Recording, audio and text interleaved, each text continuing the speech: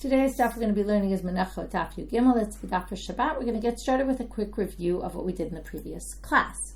So if we see that we had a Mishna, and the Mishna seems to imply, or the Mishna says that if you have a pigul thought, we're talking about pigul, you have a thought that you're going to eat less than a requisite amount and burn less than a requisite amount, the korban is not disqualified because eating and burning don't go together, to which the Gemara jumped to a conclusion that this seems to mean burning and eating, the actions don't go together, but if it's both thoughts about eating, even if you're mixing things that are normally eaten and burned, it would combine. To which the Gemara said, but that contradicted our previous Mishna. If you remember, the previous Mishna said, if you have a thought to eat something that normally is eaten, or to burn something that's normally burned, but not to eat something that's normally burned, or burn something that's normally eaten, that wouldn't work. That wouldn't disqualify. Okay, they wouldn't combine. Or it wouldn't work at all, and therefore, obviously, they wouldn't combine. So the conclusion from the previous Mishnah would be if it's to eat two different thoughts, each one less than a requisite amount of, I'm going to eat the kometz, let's say, which is normally burnt, and I'm going to eat less than a kazayit, and less than a kazayit of the remainder, which is actually normally eaten, those would not combine. But it seems like our Mishnah would say only to eat and to burn wouldn't combine, but to eat and to eat would. So the first answer was Rabbi Yirmia that just said, our Mishnah is Rabbi Eliezer, who actually holds, and we saw the Mishnah where he actually says that they actually do combine. Then we jump to Abaye. Now Abaye says, I'm going to explain this Mishnah also according to the Rabbis. And how does he do that? Well, he's going to start by saying, I disagree with the inference. Okay? Don't say, lo tema ha le'echol v'le'echol davar she'en darko le'echol. Okay, we're going to start with Abaye inside. Okay? Don't say, okay, about 6 lines from the bottom. Don't say, ha le'echol v'le'echol davar she'en darko le'echol. That's not the inference to make. Ela ema, what you should say is this. Ha le'echol v'le'echol davar she'darko le'echol. Like, mix a chatzi zayit shirayim with a chatzi zayit shirayim, but what are we going to mix actually? We're going to mix them. We're going to combine. Okay, obviously you could take half kazayit of remainder and half kazayit of remainder, and that adds up to a whole kazayit, and it's a problem. But we're going to combine a chutz lizmano thought with a chutz limkomo thought. One is you're going to eat a half a kazayit outside the right time, and one is you're going to eat it outside the right place, and that's going to combine to disqualify. To which the Gemara says, wait a minute, my kamashmalam, what is that teaching you? We also saw that in the Mishnah before, where it said, kechatzi zayit bachutz ukechatzi zayit lemachal. Exactly that. A half a kazayit outside and a half a kazayit tomorrow. Or kechatzi zayit lemachal or kechatzi zayit bachutz. Or half a kazayit outside and half a kazayit, tomorrow and half a kazayit outside, right? Doesn't matter the order. It's pasul ve'en bo karet. So what do you see here? It can't be that, because that's said explicitly in the previous Mishnah. So we're going to now stick with Abaye, who's going to try to explain how we can explain this according to the position of the rabbis, who generally say you can't combine a thought of eating and burning, and we're going to say, oh, right, so now we're going to try to figure out what is the proper inference from this Mishnah, or really what is our Mishnah talking about. So he tried to change the inference to all being things that are eaten, but just combining two different, either outside of time or outside of place together. That didn't work. So the Gemara is going to continue to say, right? And then the Gemara says, if that's the case, now getting to the top of Yud Gimel Amud Aleph, Hatu Lamali, then what do we need this for? Because we already have the previous Mishnah. So now we're going to try another attempt, and that we're going to reject as well. And then we're going to have a third attempt, which we'll reject, but then get it back. Okay? So here's our second attempt to understand. Within Abaye, who says, I can explain the Mishnah according to the rabbis, how can we explain it?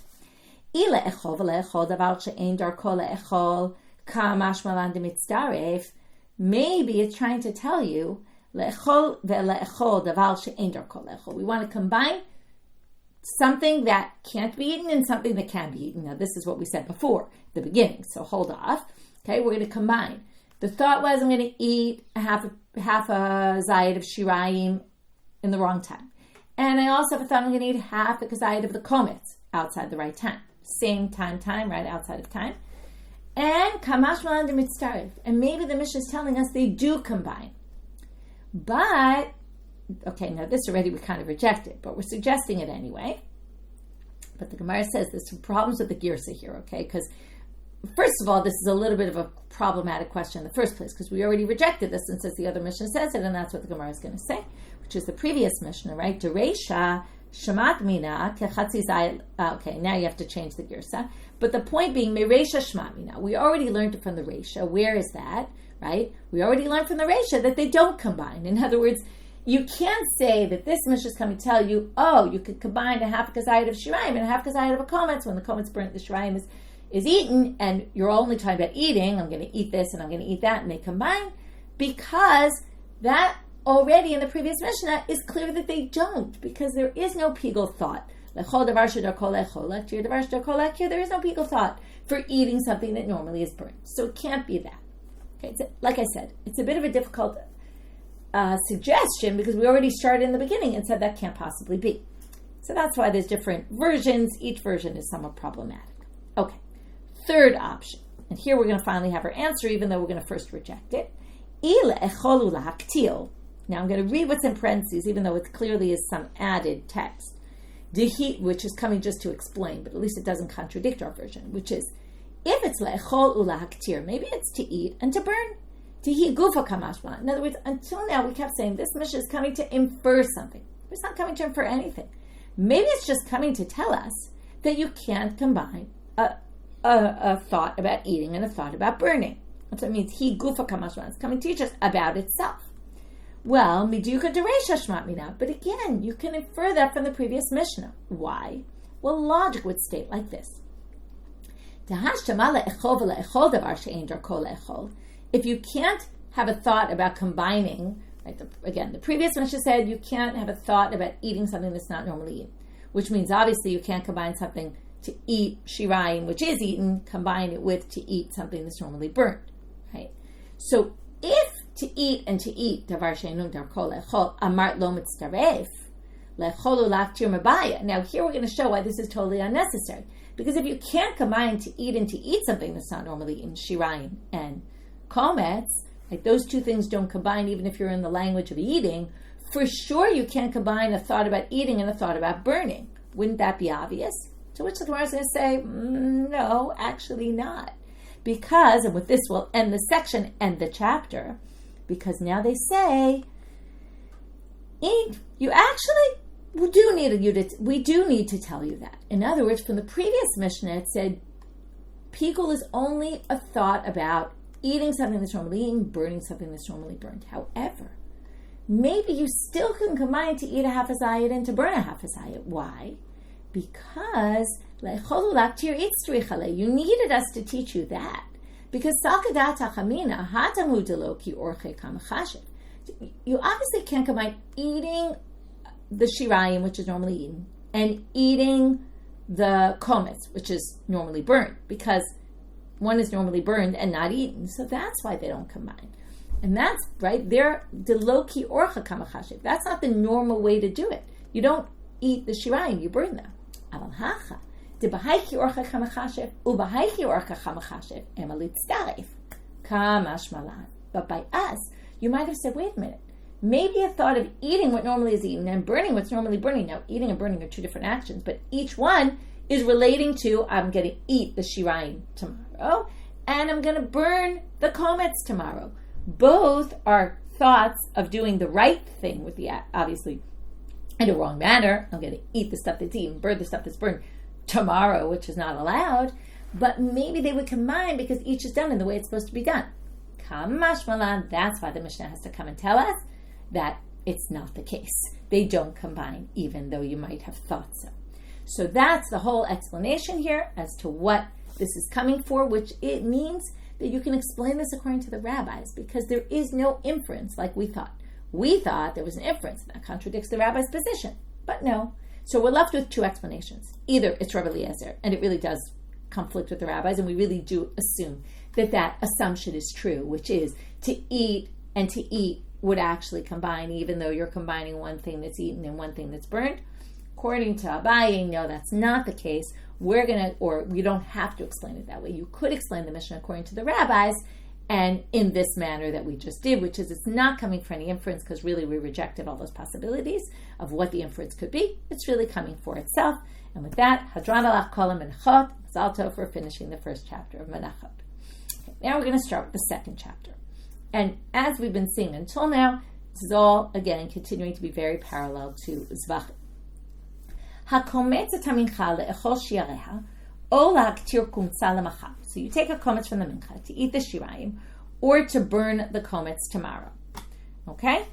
Modet Rabbi Yosi b'zeh shu pigul v'chayavim alav karet. Okay, this is a very strange line because there's really no point to saying this in the Mishnah because it's quite obvious. We've learned this already. You do a kometz, right? You take the kometz, you have a thought you're going to eat the shirayim tomorrow or burn the kometz tomorrow. Not only, right, it's pigul according to the Mishnah, and even Rabbi Yosi agrees. The Gemara is going to ask, why do we have to point out about Rabbi Yosi here?